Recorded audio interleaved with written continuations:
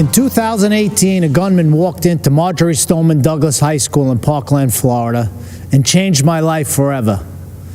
My name is Andrew Pollack. His name isn't worth saying. One of the seniors walking in the hallways that day was my beautiful daughter, Meadow. She was just months away from graduating and beginning a new life. We were so proud of the woman she had become. But in the hallway on that third floor, the gunman saw Meadow and shot her down the hallway, hitting her 4 times. After she was shot and on the floor, she crawled over to another student, a freshman girl, to protect her. She draped her body over her, and then the scumbag gunman shot my daughter at point-blank range 5 more times, killing Meadow and the girl she was shielding. She had a whole life ahead of her, and in that life, she could have done anything and been anything. So many moments that I waited so long for were taken from me. I didn't get to drop her off at college. I didn't get to walk her down the aisle. But every moment was taken from her, and for what? I never wanted this to become a political spectacle, but it did. I never wanted to meet the president like this, but I did. I was invited to the White House. The truth is, I had just buried my daughter that week. I really wasn't interested in public events like a tour or a photo op.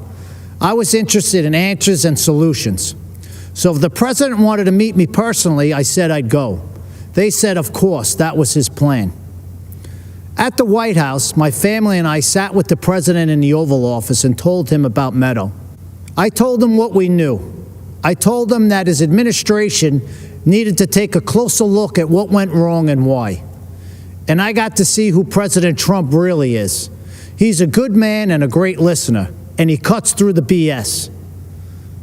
Then the president did what he said he would do. He took action. He formed a school safety commission that issued dozens of recommendations to make schools safer. But I'll bet you never heard about that. Instead, the media turned my daughter's murder into a coordinated attack on President Trump, Republicans, and our Second Amendment. In fact, when President Trump asked me and other parents of children that were murdered in school shootings to join him as he announced the commission's findings, the media's first question wasn't about protecting kids. Shockingly, they asked about the government shutdown. President Trump turned to me appalled and said, "Andy, can you believe these people? We're trying to talk about school safety, and this is what they do." But I could believe it. After my daughter's murder, the media didn't seem interested in the facts, so I found them myself. I learned that gun control laws didn't fail my daughter. People did. The gunman had threatened to kill his classmates before.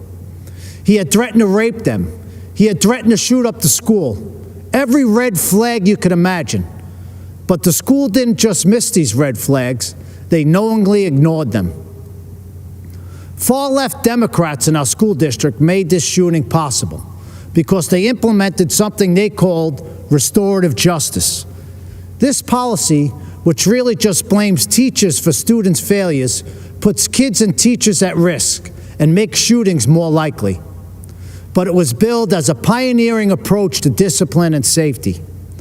I was just fine with the old approach to discipline and safety. It was called discipline and safety. But the Obama-Biden administration took Parkland's bad policies and forced them into schools across America. When President Trump rescinded Obama's guidance on restorative justice policies, he put an end to that. And that meant the world to me. It's hard to tell how much Mr. Biden understands about what happened at Parkland. Mr. Biden has campaigned on bringing back restorative justice as part of his unity platform with Bernie Sanders and has pledged to implement it in school districts across America. But he doesn't even seem to know when the shooting happened. He said that he was vice president when it happened, but he wasn't. Mr. Biden may not know when my daughter was murdered, but I do. February 14, 2018. Mr. Biden may not know that these policies make shootings more likely, but I do. Mr. Biden may not know who was vice president that day, but I do. It wasn't Joe Biden. It was Mike Pence. Thank God. And I know who the president was, too. It wasn't Barack Obama. It was President Donald J. Trump, and he took action. I truly believe the safety of our kids depends on whether this man is reelected. I hope you'll join me in helping to make that happen. Mr. President, myself and millions of Americans appreciate you and love you. God bless America, and God bless our President, Donald J. Trump. Thank you.